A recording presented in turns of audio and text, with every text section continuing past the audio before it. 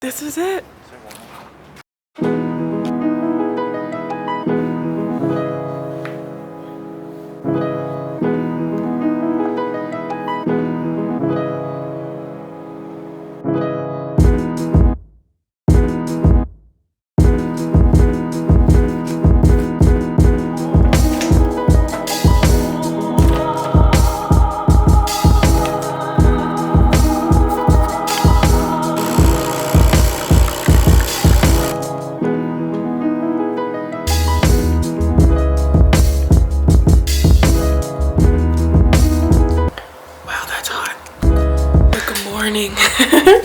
It's Monday morning. Normally we would have been awake earlier by now, but it was one of our classmates' birthdays last night.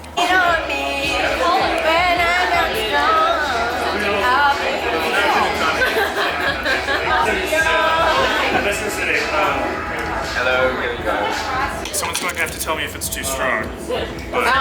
As he pours the whole I'm gonna. birthday girl. So it's 8 a.m. We gotta leave in 20 minutes. My beautiful roommate probably will leave in time. I probably will not leave in time. So I might have to take an Uber. Who knows? We'll see. I'll rush. But look at the beautiful view this morning. Well, our view every morning.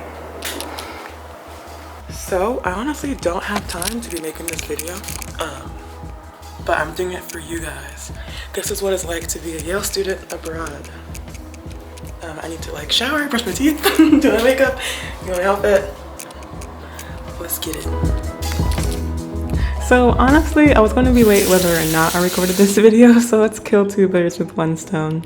Thank you so much for joining me in this day in the life of a Yale student abroad. And honestly, I'm sure most study abroad experiences are pretty similar. I mean, going to new places, eating new food, hearing new languages. But what's unique about Yale is our incredible opportunities and connections to meet people you could not meet on your own. You look so lovely. I have to give a quick shout out to my roommate because I lucked out. She was amazing, so sweet, and just best fashion right now. And just all around what I needed on this trip. There really is no such thing as a typical day when you're studying abroad because every day is so different depending on how much traveling you're doing, on the agenda. Some days we have a talk in the beginning, some days we don't have a talk in the beginning. So I'm just showing you one day, a day that to me was extremely special because I am not only a stan of Barragan, but I think every architect should visit Mexico City. Yeah. I know they say, go to Rome, go to Rome, go to Rome. It's the birthplace of modern architecture.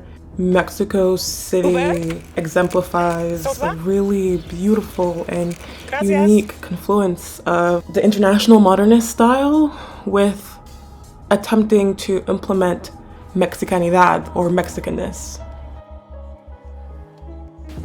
You haven't seen any of my classmates so far because they're all already in studio. Like I said earlier, I'm late, so I'm on an Uber instead of walking to class. This walk would be around 20 minutes, but this Uber ride is 5 minutes.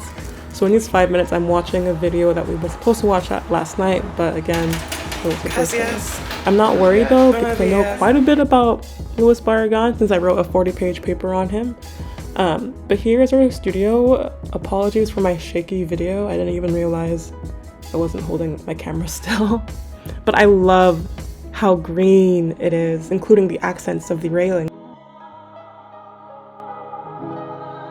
There's no one outside because everyone's either at work or not taking a bathroom break like me. But here I am behind some people who actually work there and finally made it to class. And for today's class, we had a guest professor. His name is Luis Carranza. I had him last semester for a seminar. He's brilliant, one of the leading experts on Luis Barragán and Mexican architectural history in the world right now. He's actually in Switzerland speaking at a convention, which is why he's not here. Normally he'd be in the city with us. But here is Tatiana Bilbao, probably one of the most important Mexican architects in the world right now. And here again, super lucky to be connected to all these people through Yale Architecture. It's so dark in here. I feel like my sweet spot is like 8.5 hours. I think that's like, wow. I think that's In most literature that talks about Barragan, they bring up his spiritual side and how a lot of his work, which is now coined as emotional architecture, is influenced by his idea to connect to the spirit and to the spirits of others. And he is the third architect to ever win the Pritzker Prize, which is our version of the Oscars or Grammys or the Nobel Prize. And in his speech, he has different categories that he used to separate the work: joy, death, gardens, fountains, architecture, being a Catholic, and the art of seeing. In the paragraph about the art of seeing, it says, "It is essential to an architect to know how to see. I mean, to see in such a way that the vision is not overpowered by rational analysis." And so he values more than just the rational symmetry of design, but he values things that are sort of intangible, but we can touch on when we intend to. The first casa we went through was Casa Ortega, which is right next to Casa Barragan, and it is his first house and studio that he lived in before designing Casa Barragan, and the garden in this space was fantastic.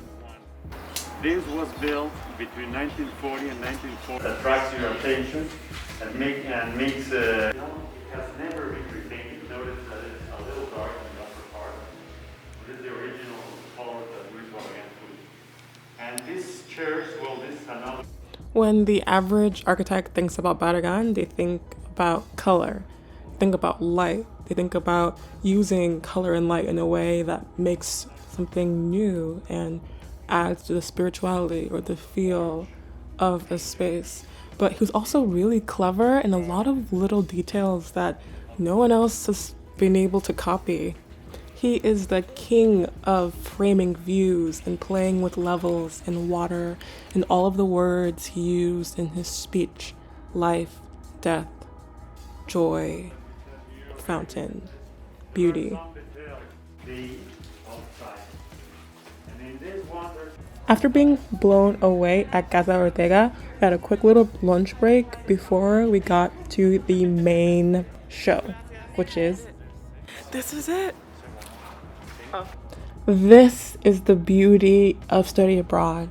No matter how much time you spend looking at a building or master plan or garden on a computer, in a book, it does not compare to being there in person. I was so happy to be able to see this work. I think I cried at some point. To be able to take pictures in this space costs around $40, so half of us decided to pay, but all of us spent some time sketching because that's what we do. We love to sketch. We love to interpret what we see through our own hand. But I'm going to not talk as much because I want you guys to see the beauty of this space.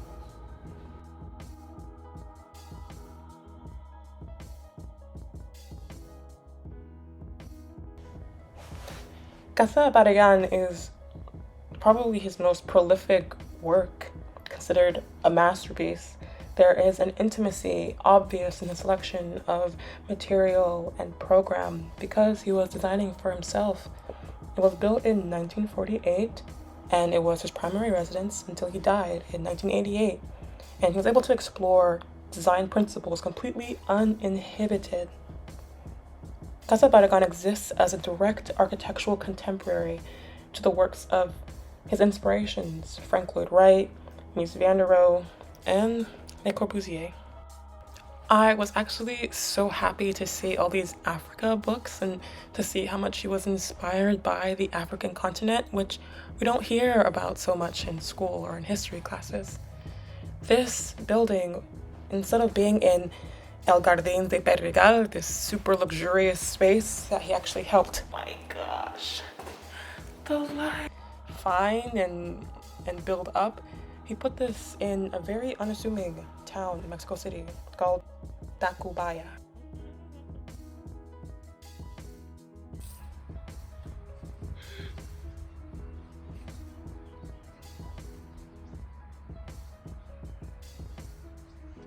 jars.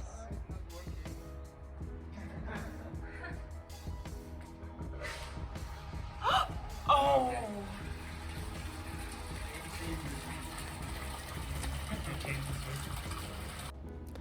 And finally, the very, very famous roof. If you've seen pictures online of Casa Barragan, they oftentimes show you the Barragan pink roof. It's a really great spot for Insta photos.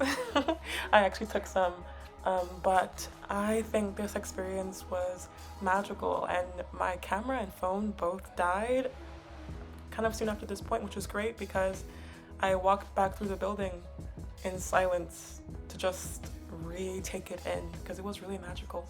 And so the day ended, and as you can imagine, we were really tired, but it was so beautiful. I felt so inspired, and that's the point, you know? If you don't feel inspired on your trip, you're not doing it right. And then we ate and had work to do for tomorrow. Guys, somehow I made it. Got my prints. I'm in studio. It's 9:30 p.m. It's gonna be a long night, but we thank God because I didn't get to the print place until like 8:59, and he was like, "Girl, chica, no." And I was like, "Please, I have school." He said, "Okay." So, yeah. But I am so thankful you came with me on this journey to see what a day like in Mexico City as a student studying architecture is. And please like, comment, and subscribe. I'd love to hear your thoughts and ideas for future videos.